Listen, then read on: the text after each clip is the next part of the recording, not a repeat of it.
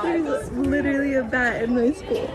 Bats flying and crawling around Highland High came as a surprise to senior Lizzie Gardner. It was just not what we all expected to be happening on the first week of school. She saw them looming in the halls a week before school even started at a cheer clinic for young girls. I've never been that close to them in the daylight. We just tried to stay calm because we didn't want to scare the little baby cheerleaders. So we were just like, it's okay, it's not a big deal.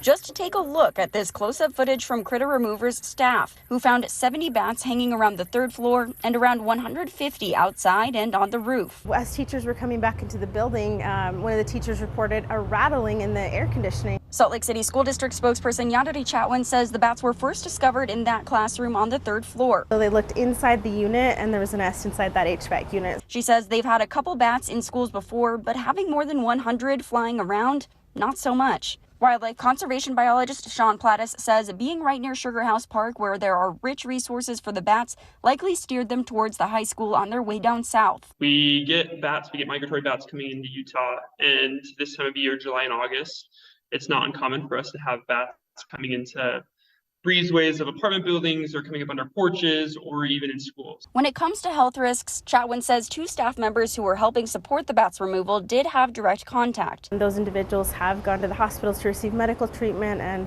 so far so good. We're hopeful that they'll stay healthy. Besides that, Plattis says there isn't a health risk to students and staff as long as they leave the bats alone. He says crews have removed most of the critters from the main classroom where they were found and will be working mainly at night and this weekend to push them out of the building. You put in tubes or you put up netting where the bats can come out, but then they just can't get back in. So there's little valves that prevent the bats from coming back into the buildings. Gardner says she hopes the bats find a new home in the meantime. I'm glad that they're getting them out, and Mr. Chatterton has been really good about it and telling us that they're putting them back in the wild and everything.